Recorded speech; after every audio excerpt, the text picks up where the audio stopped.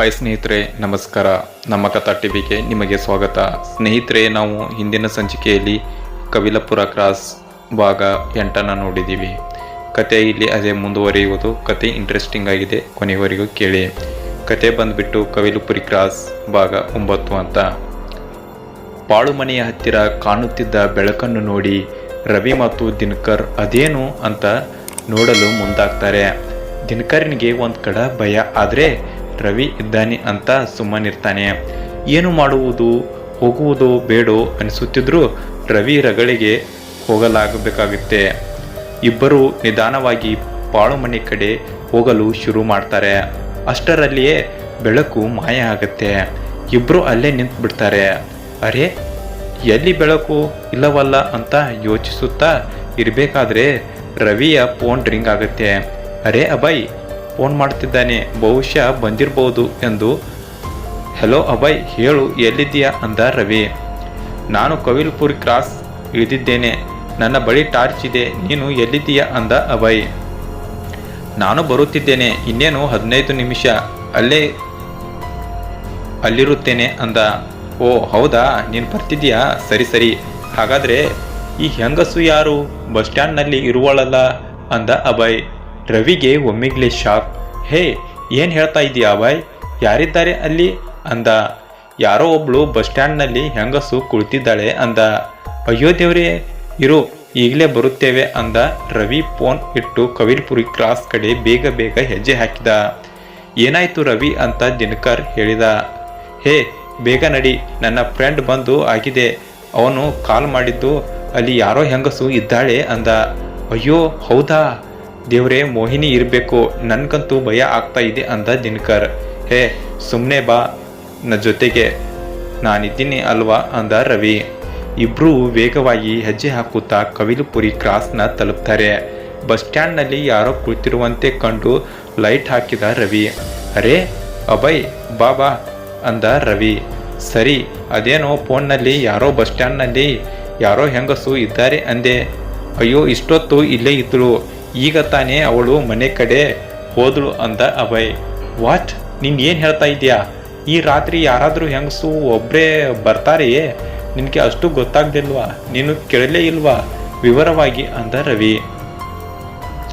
ಅಯ್ಯೋ, ನಾನು ಕೇಳದೆ ಇರ್ತೀನಾ? ಕೇಳಿದೆ, ಅವಳು ಹೆಸರು ಗೌರಿ ಅಂತೆ ಅಂದ ಅಷ್ಟೇ. ರವಿಗೆ ಒಮ್ಮೆ ತಲೆ ತಿರುಗಿದಂತೆ ಆಯಿತು. ನಾನಿಲ್ಲಿ ಇದ್ದೇನೆ, ಇದೇನು ನಡೀತಾ ಇದೆ ಅಂತ ಒಮ್ಮೆ ಯೋಚಿಸಿದ. ದಿನಕರ್ ಪೂರ್ತಿ ಹೆದರಿ ಹೋದ. ಸರ್, ನೀವು ಈ ಜಾಗದ ಬಗ್ಗೆ ತಿಳಿದಿದೆಯಾ ತಾನೆ ಅಂದ ದಿನಕರ್.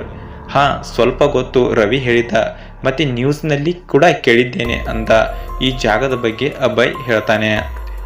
ಓ, ಮತ್ತೆ ನಿಮ್ಮ ಜೊತೆ ಇದ್ದದ್ದು ಗೌರಿ ಅಲ್ಲ, ಮೋಹಿನಿ ಅಂದ ದಿನಕರ್.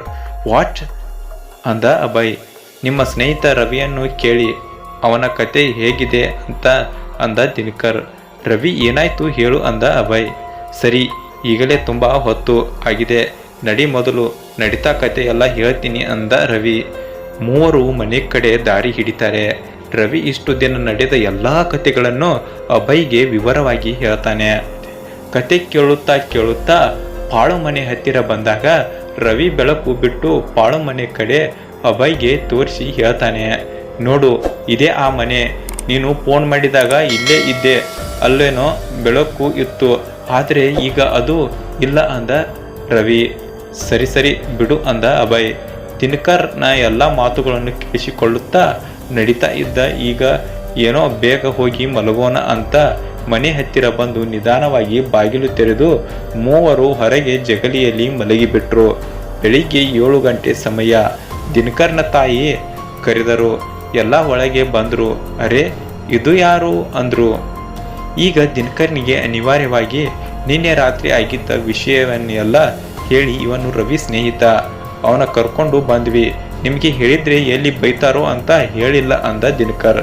ದಿನಕರ್ನ ತಂದೆ ಎಲ್ಲ ವಿಷಯ ಕೇಳಿಸಿಕೊಂಡು, ಸರಿ ಸರಿ, ಈಗ ಆಯ್ತಲ್ಲ, ಇನ್ನು ಈ ಥರ ಸಾಹಸ ಮಾಡೋದೇನೋ ಬೇಡ, ನಿಮಗೆ ಗೊತ್ತಿಲ್ಲ ಈ ಊರಿನ ಕತೆ ಅಂತ ಹೇಳ್ತಾರೆ. ಸರಿ ಅನ್ನುತ್ತಾ ಮೂವರು ತಲೆ ಅಲ್ಲಾಡಿಸ್ತಾರೆ. ಕಾಫಿ ಕುಡಿದು ಕೂಳ್ತಾರೆ. ನೀವಿಬ್ರು ಮಾತನಾಡುತ್ತಾ ಇರಿ, ನನಗೆ ಸ್ವಲ್ಪ ಕೆಲಸ ಇದೆ, ಬರುತ್ತೇನೆ ಅಂತ ದಿನಕರ್ ಹೊರಟು ಹೋದ. ರವಿ ಮತ್ತು ಅಭಯ್ ಇಬ್ಬರು ಹೊರಗೆ ಕುಳಿತು ಮಾತನಾಡ್ತಿರ್ತಾರೆ.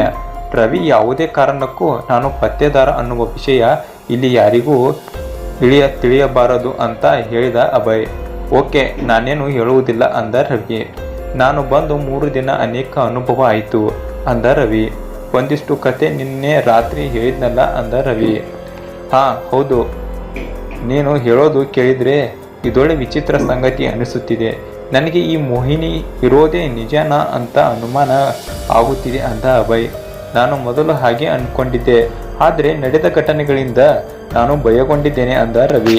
ನನಗೆ ಬರೀ ಗೌರಿ ಒಬ್ಬಳೇ ಮೋಹಿನಿ ಅಂತ ಅನಿಸಿದ್ರೆ ಏನೂ ಆಗ್ತಾ ಇರಲಿಲ್ಲ. ನನಗೆ ಈ ದಿನಕರ್ನು ಥರನೂ ಬರೋದಿಕ್ಕೆ ಭಯ ಆಗಿತ್ತು ಅಂದ ರವಿ. ಇವನ ವೇಷದಲ್ಲಿ ಬಂದರೆ ನನಗೆ ನನ್ನ ಸ್ನೇಹಿತನೋ ಅಥವಾ ಮೋಹಿನಿಯೋ ಅಂತ ಭಯ ಶುರು ಆಗುತ್ತೆ ಅಂದ.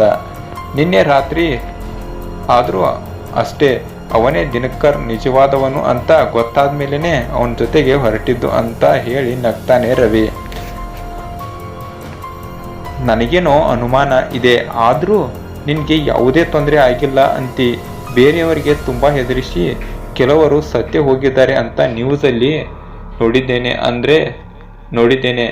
ಆದರೆ ನಿನಗೆ ಮೋಹಿನಿ ಕಾಟ ಕೊಡುತ್ತಿದೆ, ಆದರೆ ಯಾವುದೇ ತೊಂದರೆ ಆಗಿಲ್ಲ. ಇದೇ ವಿಶೇಷ ಅನಿಸಿದ್ದು ಅಂದ ಅಭಯ್.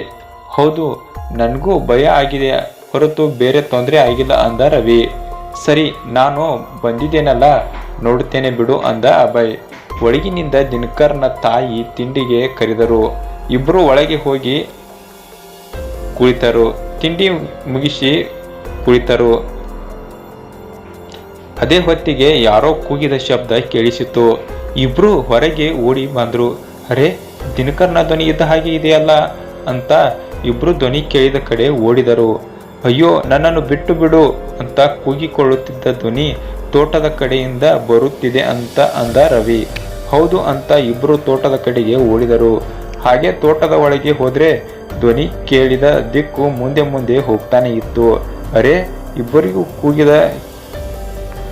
ಇಬ್ಬರು ಕೂಗಿ ಕೊಳ್ಳುತ್ತಿದ್ದ ಕಡೆಗೆ ಓಡಲು ಶುರು ಮಾಡ್ತಾರೆ. ಒಮ್ಮೆಲೆ ಕೇಳುತ್ತಿದ್ದ ಧ್ವನಿ ನಿಂತು ಹೋಗುತ್ತೆ. ಹಾಗೆ ಮುಂದೆ ಹೋಗಿ ನೋಡಿದರೆ ಇಬ್ರು ಒಮ್ಮೆಲೆ ಶಾಕ್ ಆಗಿ ನಿಂತುಬಿಡ್ತಾರೆ. ಸ್ನೇಹಿತರೆ, ಹಾಗಾದ್ರೆ ಆ ಧ್ವನಿ ಯಾರದು? ಅದು ಮೋಹಿನಿದ ಅಥವಾ ದಿನಕರದ? ಅಲ್ಲಿ ದಿನಕರ್ನ ಮೋಹಿನಿ ಏನಾದರೂ ಕೊಲ್ಲೋಕೆ ಪ್ಲಾನ್ ಮಾಡಿದಳ? ಎಲ್ಲವನ್ನು ಮತ್ತೆ ಮುಂದಿನ ಸಂಚಿಕೆಯಲ್ಲಿ ನೋಡೋಣ.